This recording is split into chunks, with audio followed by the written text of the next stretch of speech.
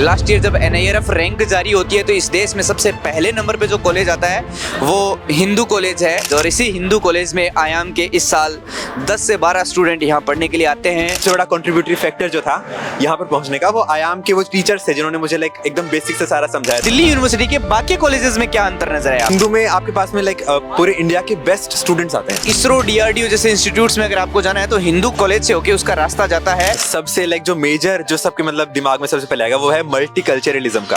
Discipline पूरा है, 100% है, परंतु वो प्रेशर वो एक नेगेटिव प्रेशर फील नहीं होता है। नमस्कार, मैं लक्ष्मण आयाम CUET से और आज हम दिल्ली विश्वविद्यालय के हिंदू कॉलेज में हैं। लास्ट ईयर जब NIRF रैंक जारी होती है तो इस देश में सबसे पहले नंबर पे जो कॉलेज आता है वो हिंदू कॉलेज है। सारे कॉलेजेस से टॉप हिंदू कॉलेज, और इसी हिंदू कॉलेज में आयाम के इस साल 10 से 12 स्टूडेंट यहाँ पढ़ने के लिए आते हैं। उन 10-12 स्टूडेंट से आज हमारी मुलाकात हुई इसी परिसर में।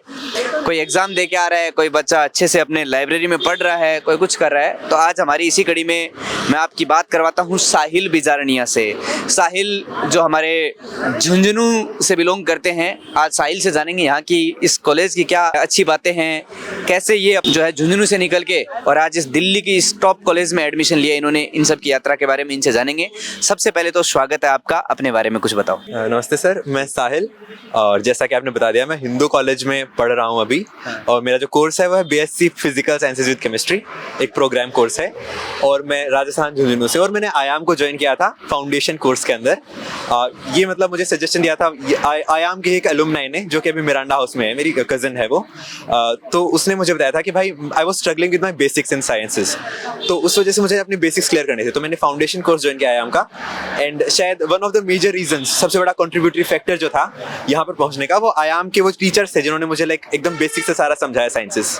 आपको क्या लगता है हिंदू कॉलेज जो NIRF रैंक फर्स्ट है, जिसके इस देश में टॉप कॉलेजेस में से एक है हिंदू कॉलेज, उसमें और दिल्ली यूनिवर्सिटी के बाकी कॉलेजेस में क्या अंतर नजर आया आपको थोड़ा सा? एक कॉलेज को जो सबसे अलग बनाता है वो उसका स्टूडेंट पूल है, ठीक है। तो जो हिंदू में आपके पास में पूरे इंडिया के बेस्ट स्टूडेंट्स आते हैं, टॉपर्स, सब अपने अपने डिस्ट्रिक्ट के टॉपर्स हैं, स्टेट के टॉपर्स हैं।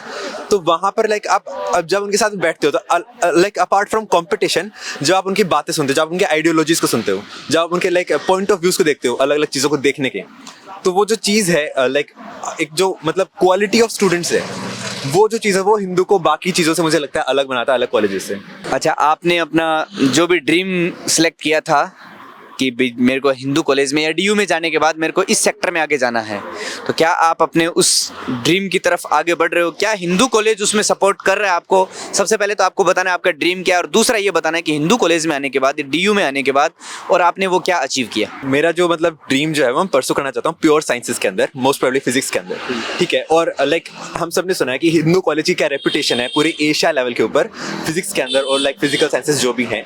तो हाँ, इसको पूरे एशिया के अंदर one of the best colleges माना जाता है साइंसेस के लिए।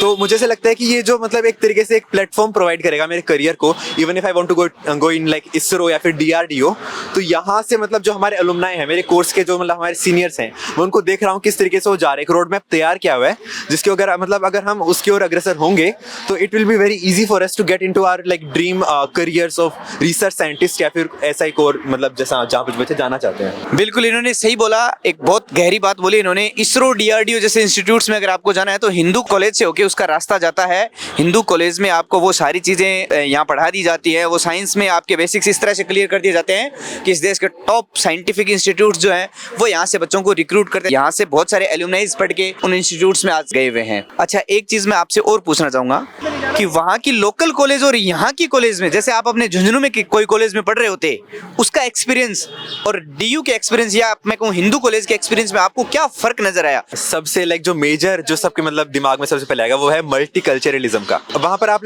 अगर आप अपने जगह पर हो, वो कोई उसमें बुरी बात नहीं है, परंतु वहां पर आप एक कुएं के मेंढक बन के रह जाते हो, ठीक है। यहाँ पर आप देखते हो कि भाई किस किस बैकग्राउंड से बच्चे आ रहे हैं। आपसे बहुत बेहतर भी हैं, आपसे बहुत खराब स्तर के लोग भी हैं, आर्थिक स्तर के जो लोग हैं वो भी यहाँ पर आ रहे हैं। तो आप देखते हो किस प्रकार से उनको जो अपॉर्चुनिटी यहाँ पर जो प्रोवाइड होती है, तो वो उसका कैसे फायदा उठा रहे हैं। आप देखते हो कि भाई आप इस तरीके से नहीं, आप एक ही कॉन्सेप्ट को कितने प्रकार प्रकार से अप्रोच कर सकते हो, आप मतलब एक प्रॉब्लम को कितने तरीके से सोल्व कर सकते हो, और लाइक आप मतलब कितनी कैसी विचारधाराएं प्रचलित हैं पूरी देश दुनिया के बारे में आपको जानने को मिलता है। आप लाइक अलग अलग चीज़ों के बारे में जानते हो, लाइक जितना नॉलेज मैंने यहाँ पर आके जितने प्रोफेशंस के बारे में और जितना मेरे देश के बारे में लाइक मैं बोलूँगा लाइक पृष्ठभूमि के बारे में मुझे जितना पता चला है वो शायद मुझे नहीं पता था लाइक जितना मुझे इन पिछले 4-5 महीनों में पता चला है हिंदू आने के बाद में। लास्ट क्वेश्चन मैं आपसे पूछना चाहूंगा कि बहुत सारे बच्चे एजुकेशन के चलते, जैसे बेरोजगारी है, पढ़ाई करने के बाद बेरोजगारी को, या पढ़ नहीं पाते हैं, प्रेशर होता है उन पे, क्या वैसा प्रेशर यहाँ आपको हिंदू कॉलेज में या दिल्ली यूनिवर्सिटी में देखने को मिला, या यहाँ का अपन कहें यहाँ का शेड्यूल हो या ऑल ओवर चीजें एनवायरनमेंट यहाँ का हेक्टिक लगा आपको, या अगर इसका उल्टा है तो वो कैसा लगा आपको, उस बारे में बताओ। देखो, क्योंकि आप एक हिंदुआइट हो तो ये तो आपसे एक्सपेक्ट किया जाता है कि आप लाइक अपना 100% स्टडीज में तो दोगे ही दोगे, उसके अलावा आपको लाइक एक्स्ट्रा करिकुलर करने तो आप कीजिए।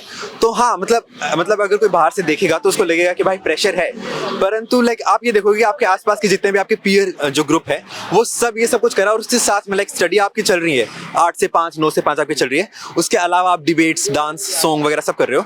तो हाँ, लाइक मतलब डिसिप्लिन पूरा है, 100% है, परंतु वो प्रेशर, वो मतलब एक नेगेटिव प्रेशर फील नहीं होता है, वो आपको इंस्पायर करता है। आपको लाइक आप अपने आसपास के लोगों को देखते हो कि भाई वो कितना मेहनत कर रहा है, लाइक कितना उनके ऊपर लाइक हमारा जो शेड्यूल है पूरा पैक्ड शेड्यूल है, तो वो एक तरीके से एक नेगेटिव इम्पैक्ट की बजाय लाइक आपको पुश करता है कि हाँ, आपको जो करना है, आपसे जो एक्सपेक्ट किया जाता है वो आप करो ही करो, उसके अलावा भी आप कुछ एक्स्ट्रा करो, ताकि like that could give you an edge in your career और इन योर लाइफ, और लाइक जो भी आप कर रहे हैं उसके अंदर। तो ये साहिल बिजारनी, जिनको आपने सुना, आयाम के फाउंडेशन ईयर के स्टूडेंट थे हमारे। इन्होंने 1 साल तक बहुत अच्छे तरीके से मेहनत की थी, हर चीज़ की इन डेप्थ जाके, ये डाउट काउंटर पे हमें बार बार मिलते थे, किसी भी चीज़ को लेकर टीचर से बहुत जल्दी सेटिस्फाई नहीं हो पाते थे। उसके पीछे रीज़न ये था कि इन्होंने बहुत अच्छे लेवल की पढ़ाई की थी, और उसी के बदौलत आज हिंदू जैसे कॉलेज में ये पढ़ रहे हैं।